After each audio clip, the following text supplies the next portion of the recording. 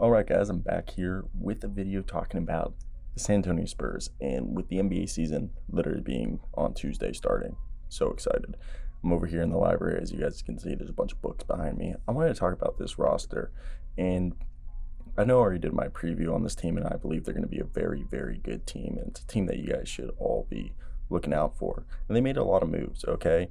And those moves being they drafted Josh Primo, a guy I had going in the 20s at 12th overall, and then they drafted, the Walmart version of Duncan Robinson with Joe Wieskamp, who I believe actually has the potential to be a better defender in 80% of the shooter/scorer that Duncan Robinson is.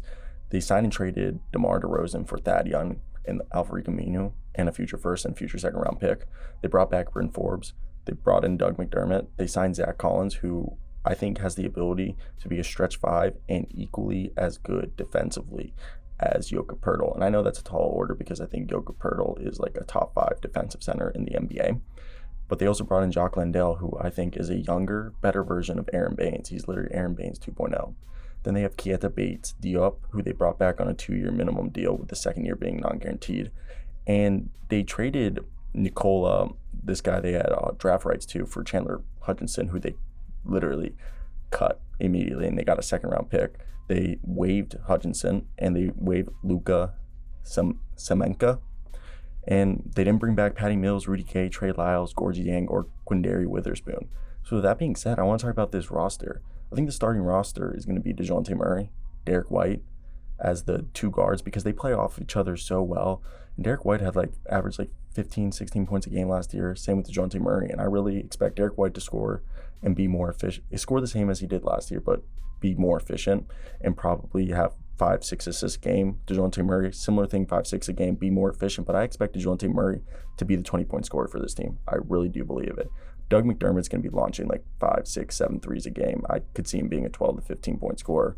And Keldon Johnson, I expect him to be at least a 15-point scorer with 7 rebounds a game, maybe 3 assists and 1 steal block a game. While Jokic Pertl, I believe, will be 11 points, 11 rebounds, a block a game, maybe even 2 blocks a game. Okay, a block and a half at the very least. He's a beast. And that brings me to the second unit, where I think Lonnie Walker will assume the 6-man role, and he'll be playing about 15 to 24 minutes a night. And he'll have that Jordan Clarkson green light just to shoot as much as he'd like and just come in, shoot, and play, some decent defense. I know he's not the best defender, but he has to be a decent defender, because Bryn Forbes, I think, is going to be the backup point guard unless Trey Jones really shows some scoring ability, because Trey Jones is the better defender and passer, but Bryn Forbes brings just so much floor spacing, especially if they run the second unit with Thad Young, Zach Collins, Lonnie Walker, Devin Vassell, and Bryn Forbes. Devin Vassell and Lonnie Walker will kill you in transition.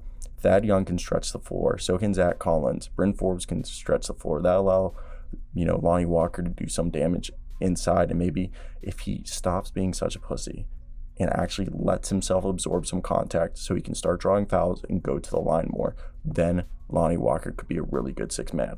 If with this lineup, by having Bryn Forbes, Zach Collins, Thad Young, and Devin Vassell spacing the floor, it'll allow Lonnie Walker to go ISO and hopefully start to draw fouls by attacking the rim, because he's shown he can attack the rim and be successful.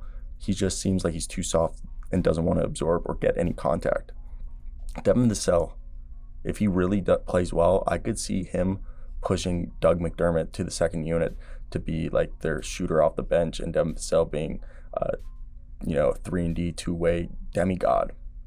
Thad Young, I also expect, when they go small ball, which could be either Doug McDermott or Devin Vassell at small forward, Keldon Johnson at power forward, and Thad Young at center. And if Thad Young ever gets hurt, I think Alfred Camino could play his role pretty well. And I expect Alfred Camino to rebuild his value on this team.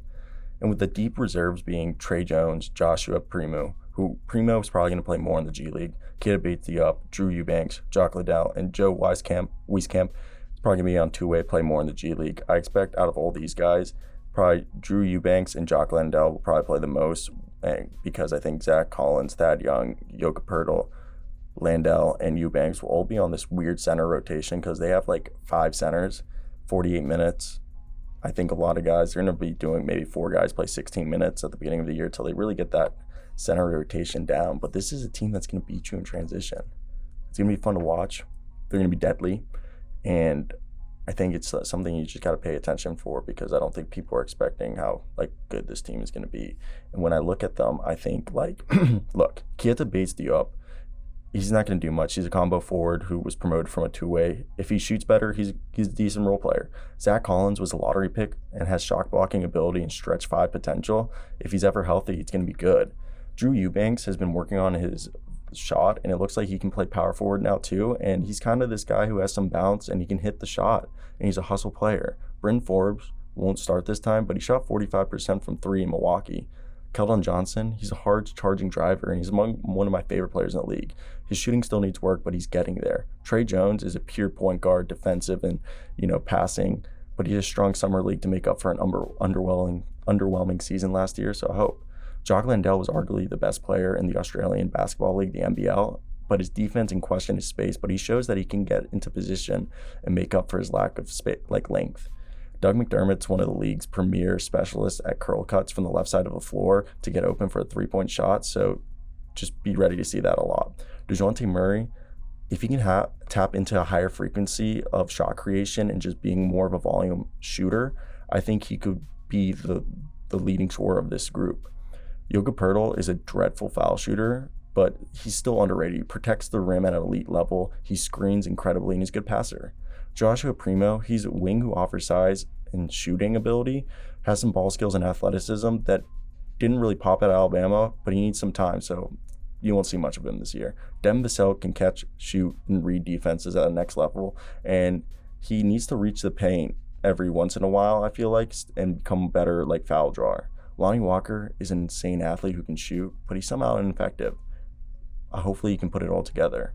Derek White, he was a two-way player that is insane. He's just so good on both ways of the floor, and they were 18 and 18 when he played. So Thad Young, the switchable big who literally was reborn. He came into the league kind of as a small forward, power forward, then became a power forward, then became a center. He was almost out of the league a few years ago. Now he's a small ball five who can sling dimes from the high post. Joe Wieskamp is a knockdown shooter who can rebound. He needs a better handle on his ball. He can play defense. He's more athletic than Duncan Robinson. So I think this is a team that's in the play-in at the very least. They're a play-in team. They're good. I think people need to be aware of that. So where does that lead them? I don't know.